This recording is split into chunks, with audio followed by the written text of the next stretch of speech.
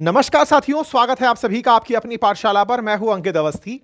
भारत के कुछ राज्यों में पिछले बीते दिनों बच्चों की कफ सिरप पीने से मौत रिपोर्ट की गई है। बहुत सी मीडिया में कवरेज इस बात की है कि राजस्थान और मध्य प्रदेश में बच्चों ने जुकाम से, खांसी से बचने के लिए जो कफ सिरप लिया था, उससे उनकी मौत हो गई है। राजस्थान में ये काफी दिन से सियासत के अंदर चर्चा का विषय बना हुआ है। साथ ही साथ मध्य प्रदेश के अंदर भी विषय चर्चा चर्चा का बना हुआ है। चर्चा है कि डेडली कफ सिरप पीने से अब तक 12 बच्चों की मौत हो चुकी है। मध्य प्रदेश के अंदर मुख्यमंत्री हों या फिर राजस्थान के मुख्यमंत्री, दोनों ही जगह बीजेपी का सरकार है।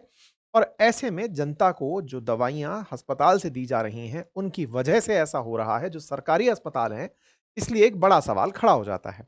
फिलहाल के लिए आज के सेशन में जिक्र इस बात का कि अब यह विषय राष्ट्रीय से निकलकर अंतर्राष्ट्रीय स्तर तक पहुंच चुका है और वर्ल्ड हेल्थ ऑर्गेनाइजेशन द्वारा भारत से पूछा गया है कि जो दवाइयां आपके यहां बच्चों को मार रही हैं, कहीं वो दवाइयां ही तो आपने हमारे देशों में नहीं भेज दी। हमारे देशों से मतलब भारत को दुनिया की फार्मेसी कहा जाता है। कहा जाता है कि दुनिया भर के अंदर जो जेनेरिक दवाइयां एक्सपोर्ट हो रही हैं, उनका सबसे बड़ा एक्सपोर्टर इंडिया अपने आप को साबित करता है। अफ्रीकन देशों के अंदर भारत के द्वारा बनाई हुई दवाइयां, जिनके फॉर्मूलेज कभी ओरिजिनल कंपनियों ने बनाए थे, लेकिन अब हम उन्हें जेनेरिक रूप से प्रोड्यूस करके विद लाइसेंसिंग अब उन्हें हम एक्सपोर्ट करते हैं सस्ते दामों पर। टेंशन इस बात की है कि कहीं यही दवाइयां दुनिया भर के अंदर तो नहीं भेज दी आप लोगों ने। पता चले कि अभी यहां से खबरें आ रही हैं और फिर धीरे धीरे दुनिया के और देशों से खबरें आने लगे। ऐसा डब्ल्यूएचओ के द्वारा सवाल निकल कर आया है। WHO ask India to check whether cough syrup link to deaths were exported. क्या भाई तुम लोगों ने वो एक्सपोर्ट किए थे? ये बात जैसे ही बाहर निकल कर आती है, एक अपने आप में भारत के लिए बड़ा प्रश्न चिन्ह खड़ा कर देती है कि कहीं भारत के एक्सपोर्ट तो प्रभावित नहीं हो जाएंगे? क्या अंतर्राष्ट्रीय स्तर पर भारत की दवा निर्माता की जो साख है, उसको तो चूना नहीं लग जाएगा? आज के सेशन में जिक्र होगा, लेकिन एक अपडेट जान लीजिए। और अपडेट ये कि उत्तर प्रदेश पीएसआई की तैयारी करने वाले विद्यार्थियों के लिए हमारे द्वारा मूल विधि और संविधान की एक पुस्तक रखी गई है। आप उसे ले सकते हैं। यूट्यूब स्टोर पर उपलब्ध है, फ्लिपकार्ट पर उपलब्ध है, एप्लीकेशन पर उपलब्ध है, आपके घर पर डिलीवर कर दी जाएगी। अप टू डेट है। इसी तरह से जीएस फाउंडेशन का बैच जो यूपीएससी और स्टेट पीसीएस के फाउंडेशन के लिए उपलब्ध है। चारों सब्जेक्ट मेरे द्वारा आप लोगों को पढ़ाए गए हैं। अगर आप चाहें तो इन्हें अपनी पाठशाला एप्लीकेशन से ले सकते हैं। और जो क्लासेस पढ़ाई गई हैं, वो कंप्लीट कोर्स की किताबें, मतलब पूरा जो अपडेटेड कंटेंट है, वो आपके लिए किताबों में उपलब्ध है। आप उन्हें घर बैठे मंगा सकते हैं। तो वर्ल्ड हेल्थ ऑर्गेनाइजेशन द्वारा बुधवार के दिन इस बात पर क्लैरिफिकेशन मांगा गया इंडियन अथॉरिटीज से। ऐसी बात रॉयटर के अंदर क्लेम की गई है। डब्ल्यूएचओ ने कहा कि वो इस बात को जानना चाहते हैं कि अल्टीमेटली जो हमारे पास दवाइयां आ रही हैं, कहीं वो दवाइयां वही तो नहीं है जो मध्य प्रदेश और राजस्थान के अंदर यूज हुई थी। राजस्थान में क्या हुआ साथियों, पिछले महीने से इस तरह की रिपोर्ट्स आने शुरू हुई कि बच्चों को कफ सिरप निमोनिया के अंदर दिए गए या फिर खांसी में कफ सिरप दिए गए, बच्चे उनको पीने के बाद उठे ही नहीं। पेरेंट्स जब अस्पताल पहुंचे पूछने के लिए डॉक्टर साहब से, तो डॉक्टर साहब ने भी वो कफ सिरप पी के पेरेंट्स को दिखाया कि देखो इससे कुछ नहीं होता है। पता चलता है डॉक्टर साहब भी बेहोश हो जाते हैं।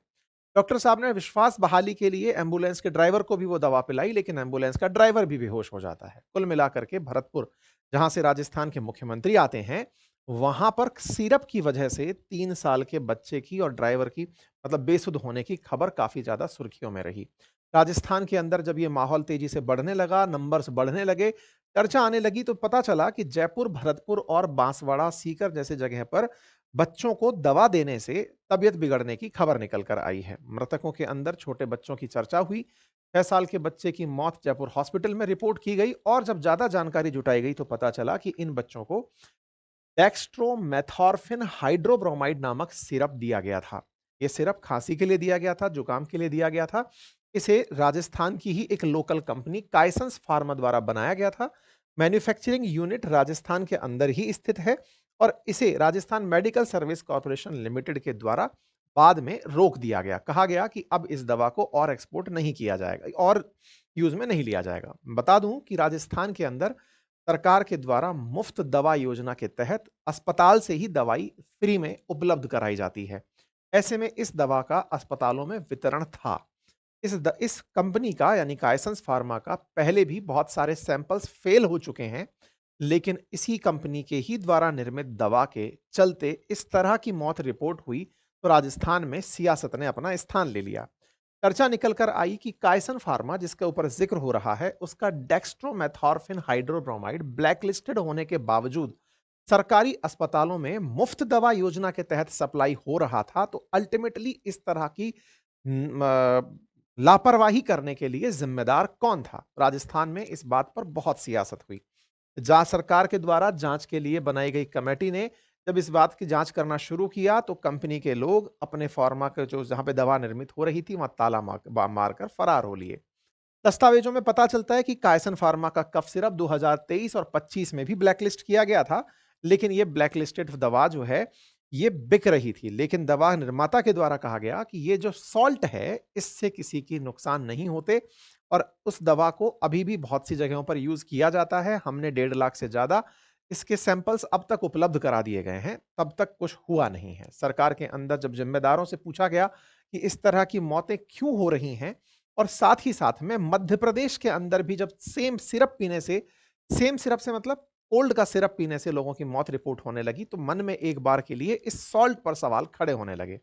लेकिन जब मध्य प्रदेश में मौत के कारणों का पता चला तो कोल्ड्रिफ नाम का एक कफ सिरप था जिसकी वजह से ऐसा होना बताया गया। कहा गया कि इस कोल्ड्रिफ नाम के कफ सिरप के अंदर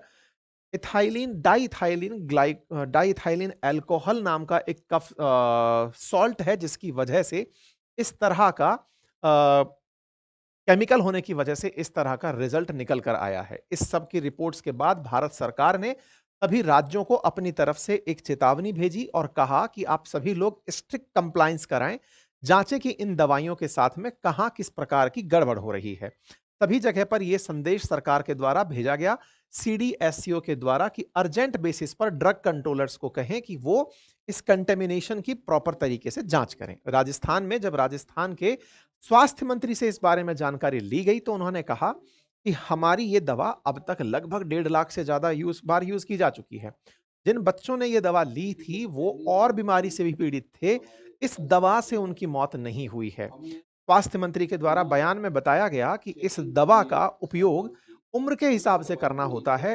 हो सकता है कि अडल्ट्स की दवा बच्चों को दे दी हो, क्योंकि दवा के और जिन लोगों ने उपयोग किया उनके साथ में ऐसा कुछ भी नहीं है। फिर भी हमारे द्वारा इस कंपनी की दवा को फिलहाल के लिए रोक दिया गया है। साथ में उन्होंने ये भी कहा कि ये दवा जो थी ये बाजार के अंदर लंबे समय से चल रही है। 2012 से ये दवा सप्लाई में है, अब तक इसका कोई भी ऐसा केस रिपोर्टेड नहीं है। इसके अलावा ये भी कहा कि मैन्युफैक्चरर को खुद भी अपनी तरफ से सैंपल जांच करके देना होता है और जब सरकार उसे यूज में लेती है तो भी उसकी 2 बार चेकिंग होती है और किसी तरह की ऐसी घटना रिपोर्टेड पहले नहीं थी।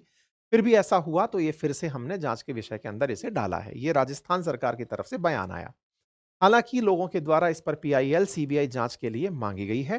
राजस्थान के बाद बात हो मध्य प्रदेश की, तो मध्य प्रदेश सरकार ने तो ये कहा कि जिस दवा के चलते ये हुआ है वो दवा असल में तमिलनाडु से बन करके आई थी और तमिलनाडु से ली हुई हमारी दवा जो श्रीसन फार्मास्यूटिकल द्वारा बनाई थी, तो असल मायने में ये तमिलनाडु की जिम्मेदारी है कि वो चेक करे कि इस दवा को सबसे आखिर बार कब चेक किया गया था।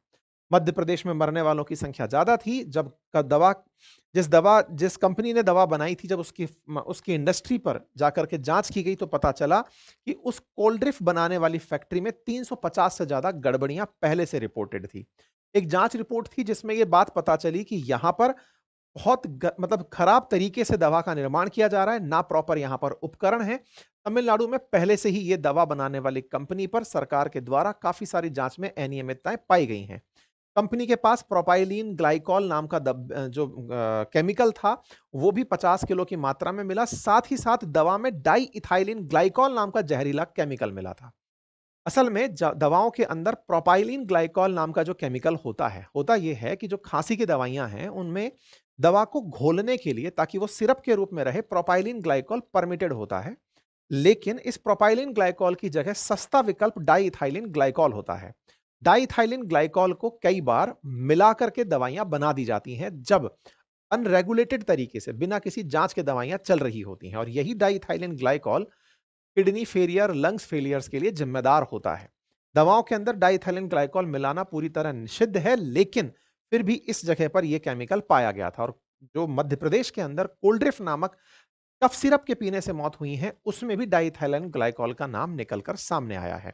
मतलब प्रोपाइलिन ग्लाइकॉल होना चाहिए था, लेकिन डाइइथाइलिन ग्लाइकॉल और इथाइलिन ग्लाइकॉल जैसी अशुद्धियां उसके अंदर मिली और इसी के चलते यहां पर जान जाने की बात निकलकर आई है। इथाइलिन ग्लाइकॉल असल में ये सब अल्कोहल के ही मतलब यूजेस हैं। अल्कोहल, प्रोपाइलिन ग्लाइकॉल में भी अल्कोहल है, डाइइथाइलिन ग्लाइकॉल में भी अल्कोहल है। होता यह है कि अल्कोहल इनके अंदर एज एन सॉल्वेंट काम करता है, दवाओं को घोलने के लिए काम का होता है। इन दवाओं को घोलने के चलते ही ये दवाइयां शरीर के अंदर अपना अपना असर छोड़ती चली जाती हैं। लेकिन डाइथाइलेन ग्लाइकॉल जिसका उपयोग होता है इंडस्ट्री पर्पज से, दवाओं में इसका उपयोग प्रतिबंधित है, उसके पीने से जहर जैसा असर हुआ है। और पहले भी भारत में अब तक 73 मौतें डाइथाइलेन ग्लाइकॉल के उपयोग से बताई जा चुकी हैं, मौतें रिपोर्टेड हैं। डाइथाइलेन ग्लाइकॉल और इथाइलिन ग्लाइकॉल का इस्तेमाल बैन है और सिरप में इसकी ज्यादा मात्रा मिला देना जानलेवा हो जाता है। तो अब सवाल दिमाग में उठेगा कि फिर इसको मिलाया ही क्यों जाता है? तो आंसर मैंने जैसा पहले बताया कि यह प्रोपाइलिन ग्लाइकॉल की तुलना में सस्ता होता है, आसानी से उपलब्ध होता है और कम मात्रा में मिले तो नुकसान नोटिस नहीं होता है। इस तरह से इसे घोल मोल करके खर्चे बचाने के लिए बेच दिया जाता है।